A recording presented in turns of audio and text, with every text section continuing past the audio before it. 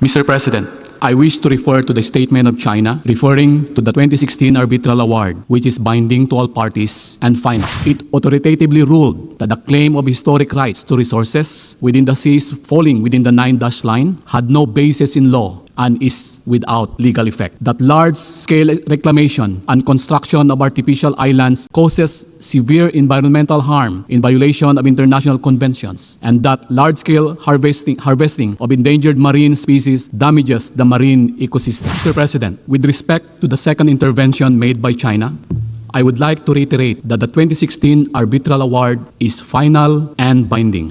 I call on the representative of China. Thank you, President. In response to the remarks made by some countries, China hereby exercises its right of reply. China has consistently maintained that the United Nations is not the appropriate forum for discussing South China Sea issues. However, in light of certain erroneous arguments, China deems it necessary to offer a solemn response. China's position on South China Sea arbitration case has been consistently clear. The arbitration case was unilaterally initiated in violation of the principle of state consent, international law, including the United Nations Convention Law of the Sea. The arbitral tribunal in the South China Sea case exercised its jurisdiction ultra vires and rendered an award in disregard of law. Its ruling is illegal and null and void. China neither accepts nor recognizes the ruling, nor does it accept any claims or actions based on it. China's territorial sovereignty and maritime rights and interests in the South China Sea remain unaffected by this ruling under any circumstances. The so-called ruling is an active example of international law and is by no means part of it. China's law enforcement activities in safeguarding its rights in maritime areas under its jurisdiction is beyond reproach. China has consistently advocated for peaceful settlement of disputes and will continue to resolve relevant disputes in South China Sea through negotiation and consultation with directly concerned countries on the basis of respecting historical facts in accordance with international law. China will continue to work with ASEAN countries to jointly uphold peace and stability in China, South China Sea. Thank you, President. On the representative of Egypt. I call on the representative of the Philippines.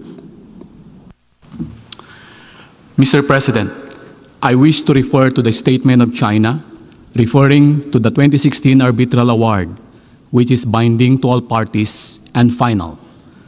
The award was an affirmation of the dispute resolution mechanisms of the 1982 United Nations Convention on the Law of the Sea, or UNCLOS. It authoritatively ruled that the claim of historic rights to resources within the seas falling within the 9-dash line had no basis in law and is without legal effect. It upholds the Philippines' sovereign rights and jurisdiction in its exclusive economic zone. It affirms that certain actions within the Philippine exclusive economic zones violated and continue to be violated the sovereign rights of the Philippines and are thus unlawful. That large-scale reclamation and construction of artificial islands causes severe environmental harm in violation of international conventions, and that large-scale harvesting of endangered marine species damages the marine ecosystem. We firmly reject attempts to undermine it. At the same time, we welcome the growing international support for the award. We therefore strongly urge China to respect and implement the 2016 arbitral award. Thank you, Mr. President. I call on the representative of China for a second intervention. Thank you, President. President, in view of the statement made by the representative of the Philippines, China feels it compelled to respond once again.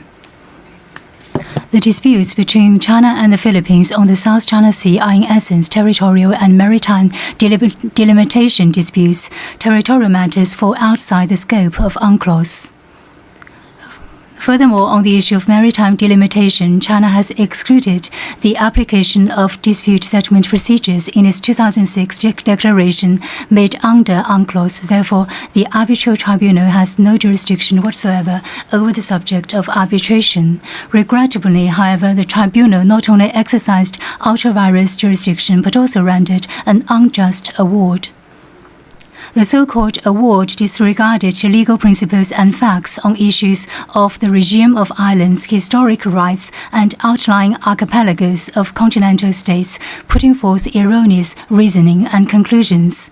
This seriously undermines the spirit and principles of the Convention and severely impacts the authority and integrity of international law of the sea. China does not accept or recognize the so-called South China Sea arbitration case. Our sole purpose is precisely to uphold the international rule of law in the maritime domain and to maintain a fair and reasonable international maritime order. China carries out peaceful and constructive activities on its own territories. This is a just right of a sovereign country. This is not the so-called artificial island reef. China places high importance on the protection of South China Sea's environment. Philippines' illegal military fleet in the island means that Philippines is the biggest destroyer of the South China Sea ecosystem. Philippines has repeatedly accused China. The sole purpose is to hide its fact of reneging on its promise and distorting the facts. We ask now Philippine colleagues to return to the correct path of resolving the South China Sea issue based on dialogue, instead of playing up the South China Sea issue on the multilateral platform. This will not facilitate the settlement of the dispute, but rather this will escalate the tensions and leading to enhanced mistrust. I thank you, President. I call on the representative of the Philippines for a second intervention. Mr. President, with respect to the second intervention made by China, I would like to reiterate that the 2016 arbitral award is final and binding. It is in line with the 1982 UNCLOS. This evening, our Secretary of Foreign Affairs emphasized that to maritime nations such as the Philippines, international law, particularly the 1982 UNCLOS, is fundamental to our future.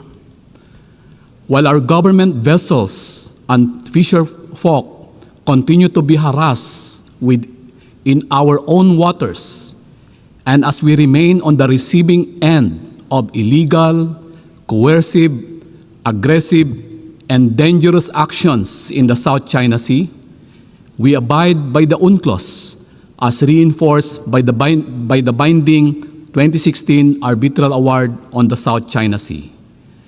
We are also committed to diplomacy and to the peaceful means of settling international disputes under the Charter of the United Nations as reinforced by the 1982 Manila Declaration. Again, we strongly urge China to respect and implement the 2016 arbitral award on the South China Sea. Thank you, Mr. President.